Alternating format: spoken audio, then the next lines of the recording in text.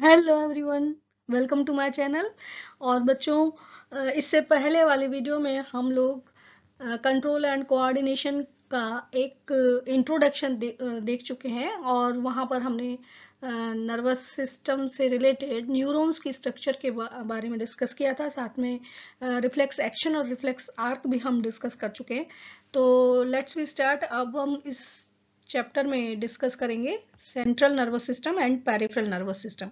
तो ये आप अच्छे से जानते हैं बच्चों, control and coordination human body में दो सिस्टम से गवर्न होता है, जिनको हम कहते हैं nervous system and endocrine system, जैसा कि हम पहले वाले वीडियो में बता चुके हैं।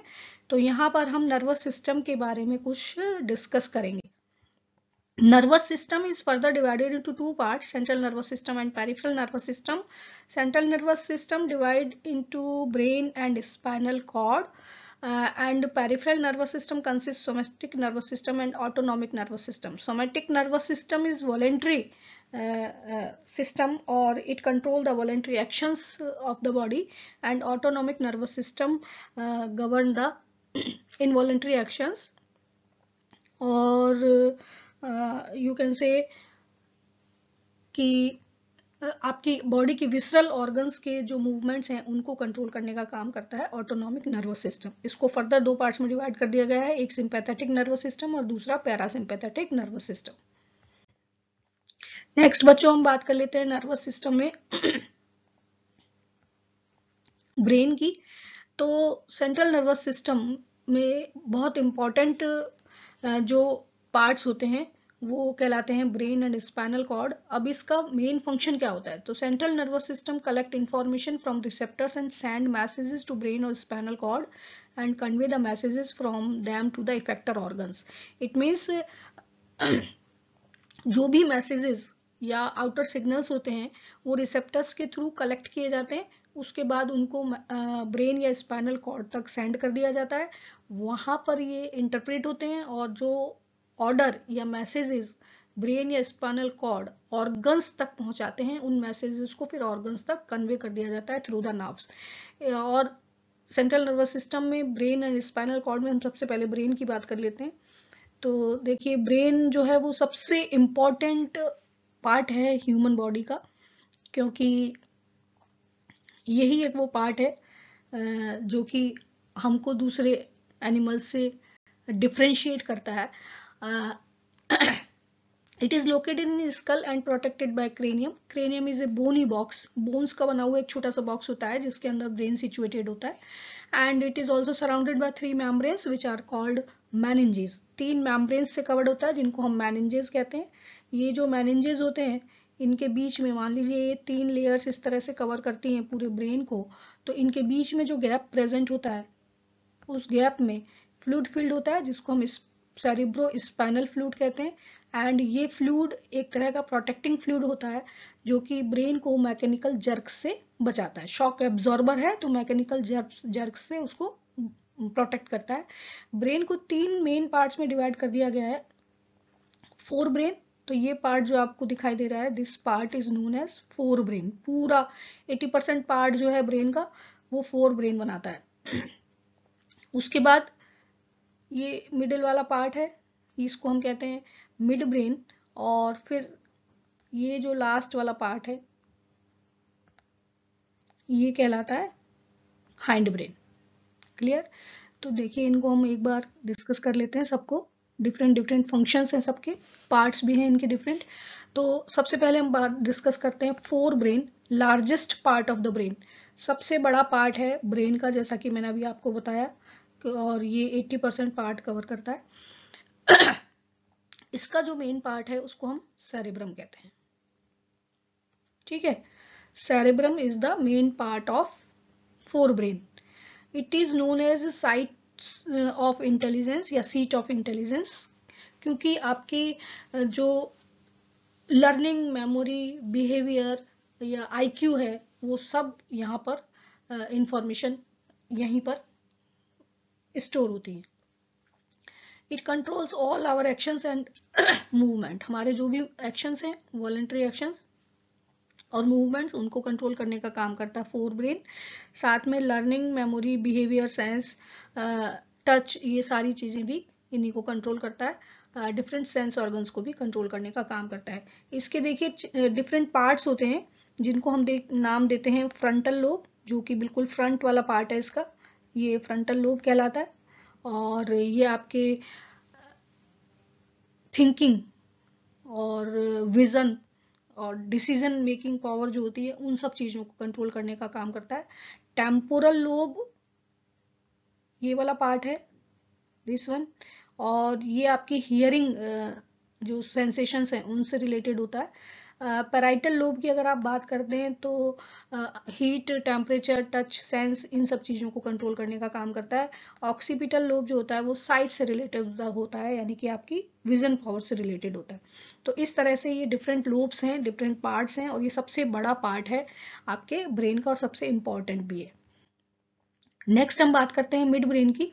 तो ये वाला जो पोर्शन है ये मिड ब्रेन कहलाता है, और मिड ब्रेन का फर्दर कोई डिवीजन नहीं है।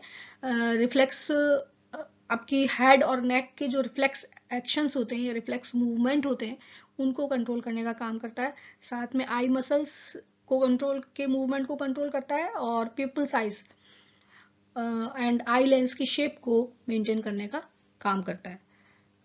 हिंड ब्रेन की बात करें तो हाइंड ब्रेन जो है आपका वो ये देखिए यहाँ पोन्स से स्टार्ट हो रहा है, और ये फ्लावर लाइक स्ट्रक्चर को कंप्लीट करते हुए स्पाइनल कॉर्ड से पहले तक, जहां तक स्पाइनल कॉर्ड जुड़ी है उससे पहले तक का पार्ट सारा हाइंड ब्रेन कहलाता है। इसके 3 पार्ट्स होते हैं। पोन्स वाला पार्ट जो है वो सीधे हाइपोथैलेमस के जस्ट नीचे प्रेजेंट होता है।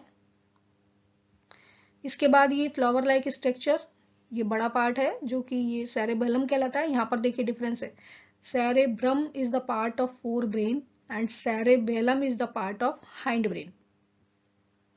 इसके बाद मेडुला ऑब्लोंगेटा, पोन्स से जुड़ा हुआ ये जो इसका टेल वाला पार्ट है जो कि आगे कंटिन्यू हो जाता है स्पाइनल कॉर्ड में, उस पार्ट को हम कहते हैं मेडुला। इसका पूरा नाम medulla oblongata.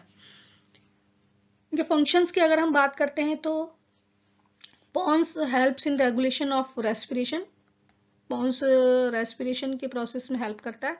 Medulla control the involuntary actions of body, तो इनवॉलंटरी एक्शंस में आते हैं हार्ट बीट, ब्लड प्रेशर या वॉमिटिंग या आपकी एलिमेंट्री कैनाल के मूवमेंट्स और salivation, all these actions are govern by medulla. Cerebellum की हम बात करते हैं तो it helps in balancing of our body and posture, वो आपकी बॉडी की पोस्चर को एंड बॉडी की बैलेंस को मेंटेन करने में हेल्प करता है। Next topic is spinal cord. Spinal cord एक सिलेंड्रिकल स्ट्रक्चर है जो कि ब्रेन के लोअर पार्ट से स्टार्ट होती है और टेल बोन तक चली जाती है, and it is situated inside the vertebral column. Vertebral column जो कि एक बोन्स का ही बना हुआ पार्ट होता है, उसके अंदर ये सिचुएटेड होती है, उससे कवर होती है जिससे कि ये प्रोटेक्ट रहती है। साथ में इसकी आउटर कवरिंग किससे बनी होती है, मेनिंजेस से बनी होती है, जैसे कि ब्रेन में होती है, और उनके बीच में स्पाइनल सेरिब्रोस्पाइनल फ्लूइड प्रेजेंट होता है जो कि इसको जर्क से बचाता है। इसके फंक्शंस होते हैं, it conduct nerve impulses to and from the brain, यानी कि जो भी मैसेजेस ऑर्गन्स से स्पाइनल कॉर्ड तक पहुंचते हैं वो स्पाइनल कॉर्ड उनको ब्रेन तक कन्वे कर देता है, और ब्रेन से फिर मैसेजेस को वापस ऑर्गन्स तक कन्वे करने का काम करता है। तो एक मिडिल पॉइंट की तरह से काम करता है, and it is also responsible for reflex actions. Reflex action जैसा कि हम लास्ट वीडियो में पढ़ चुके हैं, रिफ्लेक्स एक्शंस को भी गवर्न करता है। नेक्स्ट हम बात कर लेते हैं बच्चों पेरिफेरल नर्वस सिस्टम। तो it includes all the nerves, जितनी भी नर्व्स आपकी बॉडी के अंदर प्रेजेंट है उन सबको इंक्लूड करते हुए पेरिफेरल नर्वस सिस्टम बनता है, जिसमें अगर हम क्रेनियल नर्व्स की बात करते हैं तो ब्रेन से निकलने वाली जो नर्व्स होती हैं उनको क्रेनियल नर्व्स कहते हैं, and they are 12 pairs in number. And spinal nerves जो होती हैं वो स्पाइनल कॉर्ड से निकलती हैं और 31 पेयर्स होती हैं, हर पार्ट तक पहुंचती हैं। तो देखिए आप इस तरह से एक नेटवर्क पूरा बन जाता है, पूरी बॉडी के अंदर डिफरेंट टाइप की नर्व्स जो कि ब्रेन से निकलती हैं अलग होती हैं, और जो स्पाइनल कॉर्ड से निकलती हैं वो अलग होती हैं, लेकिन वो each and every part of आपकी बॉडी तक मैसेजेस को सेंड कर सकती हैं। नेक्स्ट, पेरिफेरल नर्वस सिस्टम को 2 पार्ट्स में डिवाइड कर दिया गया है. First one is somatic nervous system and second one is autonomic nervous system. Somatic nervous system control the voluntary actions. तो जितने भी आपकी विल से होने वाले एक्शंस हैं, यानी जब आपकी इच्छा शक्ति से होते हैं, आप अगर सोचते हैं तब होते हैं, जैसे साइकिलिंग है, डांसिंग है, राइटिंग है, रीडिंग है, ये सारे जो एक्शंस हैं वो सारे वॉलंटरी एक्शंस हैं और इनको कंट्रोल करने का काम करता है somatic nervous system. Autonomic nervous system की बात करें तो it control the actions of visceral organs. आपकी बॉडी के जो इंटरनल ऑर्गन्स है, विसरल मीन्स इंटरनल ऑर्गन्स जो है आपकी बॉडी के उनको कंट्रोल करने का काम करता है.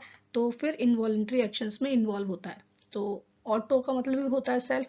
तो सेल्फ गवर्निंग जो सिस्टम है उसको हम कहते हैं ऑटोनॉमिक नर्वस सिस्टम. और क्योंकि हमारा उसके ऊपर कोई कंट्रोल नहीं है, वो आपकी विल पावर से नहीं होता है, वो बॉडी के जो ऑर्गन्स वर्क कर रहे हैं, इंटरनल ऑर्गन्स, वो नेचुरल होते हैं या ऑटोमेटिक होते हैं, इसलिए वहां पर ऑटोनॉमिक नर्वस सिस्टम काम करता है. जैसे कि प्रोसेस ऑफ ब्रीदिंग, उसमें जो डायफ्राम अप एंड डाउन होते हैं and rib cage in and out होता है, वो सारे जो एक्शंस हैं उनकी वजह से लंग्स के अंदर एयर एंटर होती है.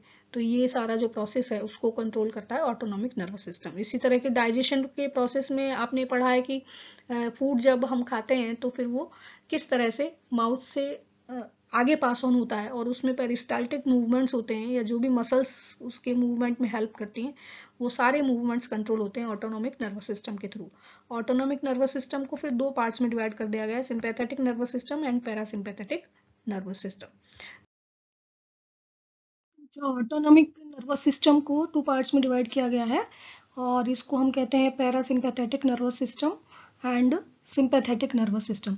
अब आप इस यहाँ पर ये देखेंगे कि इन दोनों का फंक्शन क्या होता है. तो ये एक दूसरे के अपोजिट वर्क करते हैं. फॉर एग्जांपल कि जब मान लीजिए आप किसी ऐसी सिचुएशन में है जहाँ पर आपको गुस्सा आ रहा है, आप एंगर में हैं या आप किसी स्ट्रेस में है, उस वक्त आपकी जो बॉडी कंडीशंस होती हैं उनके लिए रेस्पॉन्सिबल होता है सिंपैथेटिक नर्वस सिस्टम. उस कंडीशन में आपकी जो आईज की पीपल है वो डायलेट हो जाती है, यानी कि मोर रिलैक्स हो जाती है और वो आपको फैली हुई दिखाई देती है. उसके साथ ही आपकी जो सलाइवा प्रोडक्शन रेट है वो कम हो जाती है. साथ में हार्ट बीट इंक्रीज हो जाती है. ये सारे जो सिम्टम्स हैं वो कब आते हैं, जब आप बहुत तेज नाराज होते हैं या आप फाइट मोड में होते हैं या आप स्ट्रेस मोड में होते हैं, उस वक्त ये सारे सिम्टम्स देखने को मिलते हैं. तो ये सिंपैथेटिक नर्वस सिस्टम इनको गवर्न करता है एंड नेचुरली होते हैं आपकी बॉडी के अंदर. आपकी जो लंग्स हैं वो डायलेट्स हो जाते हैं तो ब्रीदिंग रेट फास्ट हो जाती है. बट आपका जो डाइजेस्टिव सिस्टम है वो कुछ टाइम के लिए स्लो हो जाता है, क्योंकि जो एनर्जी है या आपको जो भी एनर्जी यूज करनी है वो अपने और दूसरे एक्टिविटीज के लिए करनी है, इसलिए यहाँ पर ये जो डाइजेस्टिव सिस्टम है ये स्लो डाउन हो जाता है. जो भी ग्लाइकोजन आपकी बॉडी के अंदर स्टोर है वो ग्लूकोज में कन्वर्ट होने लगता है, जिससे मोर अमाउंट में एनर्जी रिलीज हो और आपको ज़्यादा अमाउंट में एनर्जी मिल सके. साथ में एड्रिनलिन और नॉर एड्रिनलिन का सिक्रीशन इंक्रीज हो जाता है, वो सिक्रीट होने लगते हैं नेचुरली. और ये आपको मालूम ही है कि एड्रेनलिन जो ग्लैंड होती है वो फाइट फियर के लिए होती है या फाइट और फ्लाइट के लिए होती है, यानी कि जब भी कोई स्ट्रेसफुल कंडीशन होती है उस वक्त एड्रेनलिन का सिक्रीशन होता है और फिर आपकी जो बॉडी के अंदर चेंजेस होते हैं वो आपको एनर्जी प्रोवाइड करते हैं ज़्यादा से ज़्यादा, जिससे आप उस सिचुएशन को डील कर सकें. तो यहाँ पर ये सिक्रीशन भी स्टार्ट हो जाता है. साथ में आपका जो ब्लैडर है उसका कॉन्ट्रैक्शन इनहिबिट हो जाता है. अब ये सारी सिचुएशंस बहुत लॉन्ग टाइम तक रहने वाली नहीं होती हैं, क्योंकि इनको कंट्रोल करना भी बहुत नेसेसरी होता है. अगर लॉन्ग टाइम तक परसिस्ट करती हैं तो ये आपकी बॉडी के लिए हार्मफुल हो सकती हैं. तो उसी कंडीशन में पैरासिम्पैथेटिक नर्वस सिस्टम इन सारी जो आपके चेंजेस हुए थे, यानी जब आप रिलैक्सिंग मोड में आने लगते हैं उस वक्त ये सारे चेंजेस, आपकी जो पीपल है वो कॉन्ट्रैक्ट हो जाती है, जो सलाइवा है वो प्रॉपर तरीके से फ्लो होने लगता है, हार्ट बीट स्लो हो जाती है, ब्रोंकाई जो होते हैं कॉन्स्ट्रिक्ट हो जाते हैं या कॉन्ट्रैक्ट हो जाते हैं और आपका डाइजेशन सिस्टम फिर से काम करने लगता है एंड बाइल जूस का सिक्रीशन होने लगता है. साथ में ब्लैडर कॉन्ट्रैक्ट हो जाता है. तो ये दोनों जो सिस्टम्स हैं वो एक दूसरे के अगेंस्ट काम करते हैं और इसीलिए हम कहते हैं कि